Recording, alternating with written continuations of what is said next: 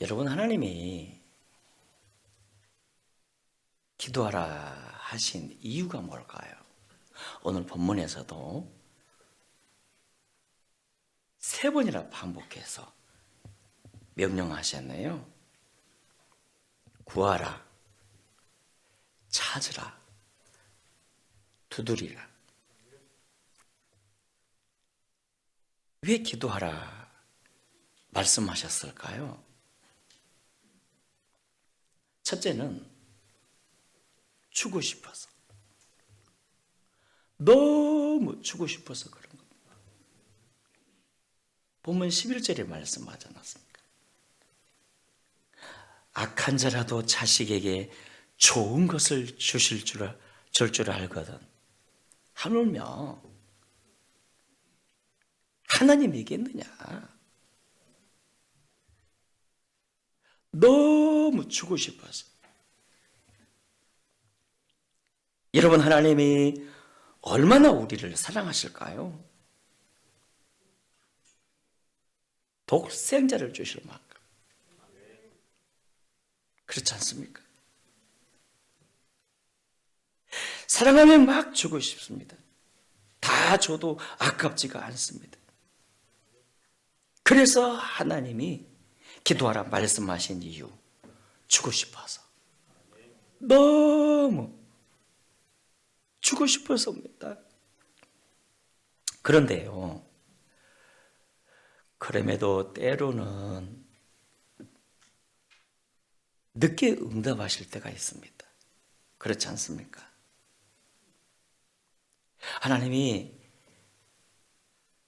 분명 주시지만, 기도하면 응답하시지만 늦게 주실 때가 있습니다.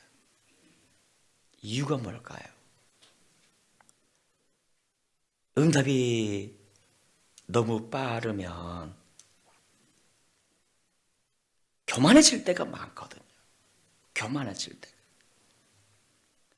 제 선배 목사가 이런 말을 하더라고요.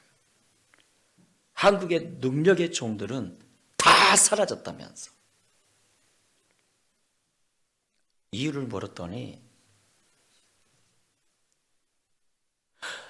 하나님께 응답을 받아 능력의 사람이 되었는데, 그렇게 능력을 받으니까 반말부터 하더라는 거예요. 교만해져가지고 반말부터. 깨닫지 않았습니까? 아, 응답 받는 것보다 더 중요한 것은 그 응답을 담는 그릇이구나. 그릇이구나. 하나님은 지금도 우리를 향해서 너무 주고 싶어 하세요. 또한 하나님이 기도하라 하신 두 번째 이유, 뭔지 아세요? 사귀고 싶어서입니다. 나랑 사귀고 싶어서. 여러분, 사랑하면 뭐 하고 싶던가요? 사귀고 싶지 않던가요? 그래서 하나님이 내게 사귐을 원하셔서 기도하라 명령하신 거예요. 쉬지 말고 기도하라. 무슨 뜻입니까? 사랑하는 자야, 나는 네와 사귐을 원한다. 그러므로 한순간도 기도를 쉬지 마라. 기도의 또 다른 역할을 말씀하셨어요. 여러분, 하나님과 사귐을 나눌 때 가장 큰 매뉴얼이 시편 아닙니까? 시편에 보면 어느 때엔 기자가 막 저주하며 기도하는 모습을 봅니다. 하나님이 저 원수를 죽여주셔서 그의 부인은 과부가 되게 하시고 그의 자식들은 고아가 되게 하소서. 얼마나 억울했으면 그냥 막 저주하듯이 기도하다가 그렇게 한참을 기도하다 보면 하나님이 만나주세요. 위로를 주셔요. 그래, 네 얼마나 힘드니, 고통스러웠니, 위로해 줄게. 내가 네를 위로해 줄게 하시다가, 그런데 후반부가 되면 어떻게 고백한지 아세요?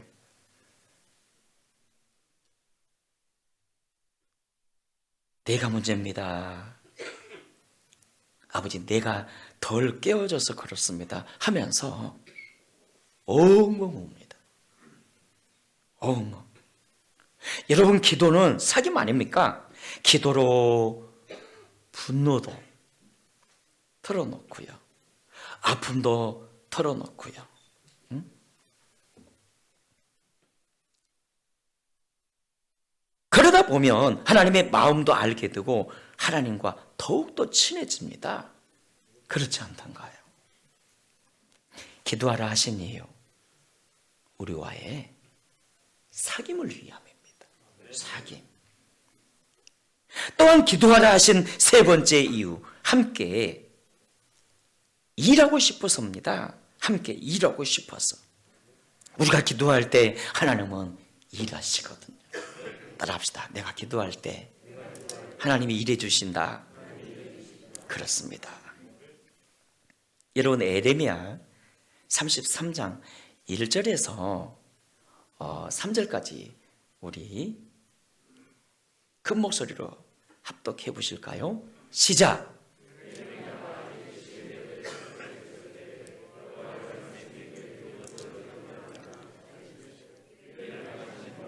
그것을 지어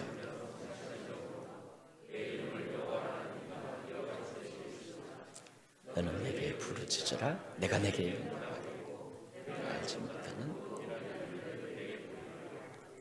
아멘. 여러분, 하나님이 예레미야에게 2절과 3절을 말씀하신 의도가 뭘까요? 이를 행하는 여호와, 그것을 지어 성취하는 나 여호와가 내게 말하노라. 너는 내게 부르짖으라. 내가 내게 응답하겠고 네가 알지 못하는 그거 비밀한 일을 너에게 보이리라. 이렇게 말씀하신 의도가 뭘까요? 그가 시위대 뜰에 갇혔었거든요. 왕궁 안에 있는 감옥에 갇혔어요. 갇히다 보니까 아무 일도 할 수가 없습니다. 아무런 사역도 할 수가 없어요. 그래서 답답해가지고 그가 따지듯 하나님께 말하지 않았습니까? 하나님, 말씀도 전해야 하고 사역도 해야 하는데 내가 갇히면 어떡합니까? 언제까지 갖다 두시렵니까? 그러자 하나님이 대답하셨잖아요. 뭐? 네가 갇혀 있으니까 아무 일도 할 수 없다고? 네 착각하지 마. 네는 갇혀 있어도 나는 전능하신 하나님이 아니냐. 그러므로 네가 그곳에서라도 기도해봐. 나를 찾아봐. 부르짖어봐. 그러면 내가 일할 거야. 내가 어떻게 일하는지 너에게 보여줄 거야. 나는 너의 기도를 통해서 너와 함께 일하고 싶어. 하나님의 대답 아닙니까? 여러분, 창세기 29장에서 라반의 두 딸 레아와 라헬 이야기가 나오지 않습니까? 여러분들 잘 아시다시피 라헬이는 심히 아리따웠지요. 그러나 레아는 시야가 흐렸고요. 거기다가 아리따지도 예쁘지도 않았습니다. 그러다 보니 누구도 관심 갖아주지 않아요. 그러던 중 야곱이가 그 집에 머슴 비슷하게 들어오지 않았습니까? 이 야곱에게 레아가 사랑을 느낀 거예요. 야, 저놈 내가 꼬셔버려야겠다. 어떻게 좀 내 남편으로 만들어 버려야겠다 라고 생각하고 작업을 걸었지만, 그럼에도 야곱이는 라헬에게만 관심을 두네요. 레아에게는 아무런 관심도 주지 않고 그의 마음 안에 라헬로만 가득했습니다.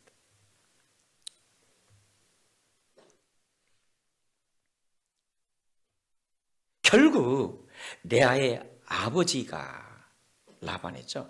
라반이가 사기를 쳐서 라헬뿐만 아니라 레아까지 야곱과 결혼시키지 않았습니까? 지금 같으면 뭐 이해 불가능이지만 그때 당시 이게 가능했단 말이죠.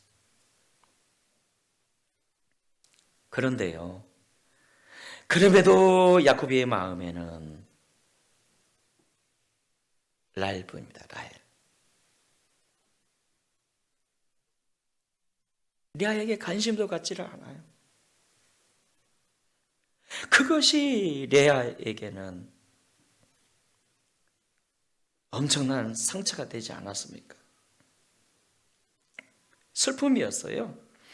이때 보통 사람 같았으면 죽일 놈 살릴 놈 하면서 싸웠을 텐데, 그러나 레아는 뭐 한지 아세요? 기도한 겁니다. 기도로 한을 풀었어요. 기도로. 그가 기도했다는 증거가 어디 있습니까? 창세기 29장 31절에 그가 얼마나 기도했으면, 자, 여호와께서 레아가 사랑받지 못함을 보시고 그의 태를 이으셨다. 바로 이 말씀이 레아가 기도했다는 증거 아닙니까? 아마 수십 년 동안 기도했을 것입니다. 하나님, 나 사랑 좀 받게 해주세요. 제발 사랑 좀 받게 해주세요. 결과가 무엇입니까? 31절에 하나님이 그를 위해 크게 일해 주셨어요. 그런데 레아를 향한 응답이 여기서만 끝난 게 아닙니다. 34절에서 보니까 그를 위해서 레위도 주셨고요, 시므온도 주셨고요, 유다까지 주시지 않았습니까? 레위가 누굽니까? 제사장 가문 아닙니까? 그러니까 제사장과 왕의 반열이 레아의 가문을 통해서 이어나갔고요, 또한 유다를 주셨는데 유다를 통해서는 다윗과 솔로몬, 예수 그리스도가 오시지 않았습니까? 와, 레아와 라헬 두 사람이 함께 기도했다면 함께 복을 받았을 텐데 레아만 기도했어요. 레아만. 아무도 관심 가져주지 않던 그녀. 시야가 어둡고 아리답지 못한 것이 상처가 되고, 그 남편이 사랑해주지 않은 것이 한이 되었던 여인. 그래서 기도하지 않았습니까? 하나님, 나는 곱지도 못하고 아리답지도 못합니다. 그래서 남편의 마음이 라헬뿐입니다. 저는 없습니다. 하나님, 나는 사랑받지 못하고 있습니다. 기도할 때 31절에 그녀가 사랑받지 못함을 보시고 하나님이 그의 태의 문을 열어주셨어요. 무엇을 보여주는 말씀입니까? 기도하면 못난 이도 쓰시는 하나님. 못난 이도. 여러분, 밭에다가 처음 씨를 파종할 땐 아무것도 보이지 않잖아요. 그러다가 싹이 나보세요.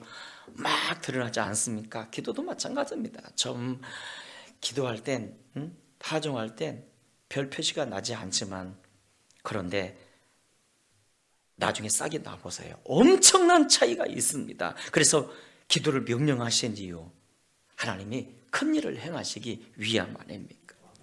하나님이 큰 일을. 또한 넷째, 기도를 명령하신 이유, 남을 복되게 하기 위함 아닙니까?